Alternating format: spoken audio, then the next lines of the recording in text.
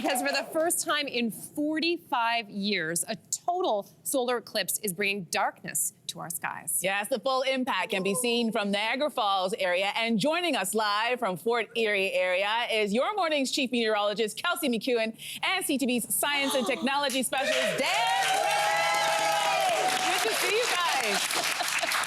Hi, guys. Hello. Now, Kelsey, more than 1 million people are expected in the Niagara region today, and officials have gone so far as to declare a state of emergency. So what other precautions are in place given this massive influx of people? Well, I mean, we've seen a ton of emergency officials around, police and other people who are ready to help if needed. I'll tell you, yesterday we were shooting in the Niagara Falls area, and the crowds for an April day were like a hot August summer crowd size. So there were a ton of people. Everyone kept commenting on how many people were there.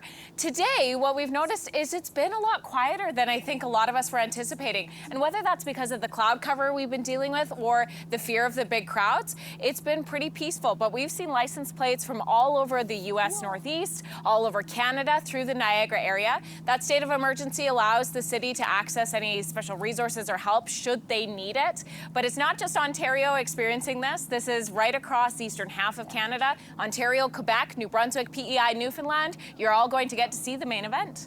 I love that. So, Dan, a lot of people are going to be witnessing a total solar eclipse for the very first time. I think my reading said 1925 was the last time it came through Toronto. Might not come through this area for another 120 years from now. So literally once in a lifetime.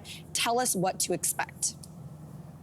Yeah, I mean, it's pretty simple. It's going to get dark, and it's as simple as that. And so, but what that means, I think, until you've experienced an eclipse, you just don't know what it's going to be. So people talk about how the temperature drops 10 degrees Celsius very quickly. Whoa. People talk about the way that the colors in the whole environment change from the reds disappearing and the greens coming out, just because your eye is like, what is happening? Why is it getting dark so quickly? And just the experience of having it be like nighttime dark in the middle of the day just throws you for a loop, and people say that they feel like their lives have changed. So this will be my first, it'll be Kelsey's first, and just for anybody along that path to totality, this is something they will never forget.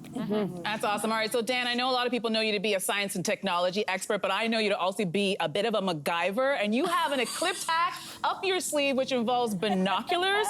Okay, talk to us. How do you execute this safely?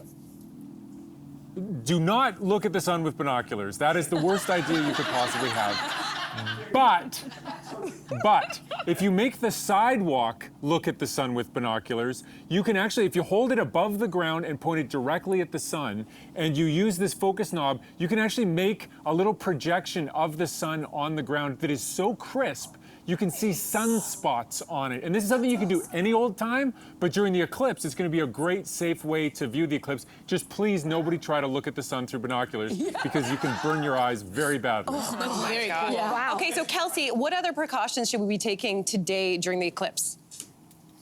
Well, you need these. You need the solar eclipse glasses. At any point you're looking at the sun, you need to have these on. I'll tell you, you put them on and you look at the sun and you can't see anything at all. They completely block your vision. If you've got kids, which I do, I've got 3 little guys, and I was a bit worried about these glasses, them kind of peeking around them as kids do. So you can also take a paper plate, as I did, arts and crafts, and you cut holes for your glasses. And guys, you look super cute when you have it like this. Right? That's a brilliant idea. How cute is this? Thank you. Couple other options for you. You can take a colander. Everyone's got one of these in their kitchen, right? Draining pasta.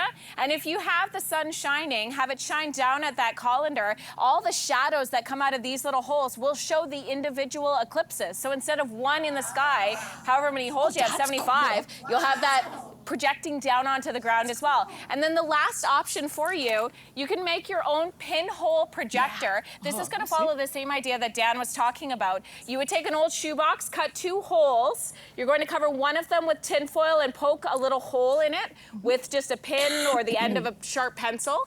On the box, on the inside, you're going to put a piece of paper, and then during the eclipse, you would stand with your back to the eclipse. You're going to look through the open hole here, and then the sun is going to shine through that hole there. And on the back of the box, it's going to project that shadow of the moon crossing over the sun. Remember, your back is to the eclipse with that one. It's a fun one with kids and a great craft that you can do at home. Love that. Cool. Love that. Kelsey and Dan, thank you so much for joining us and updating us about this solar eclipse. We cannot wait to see it for ourselves. Our pleasure.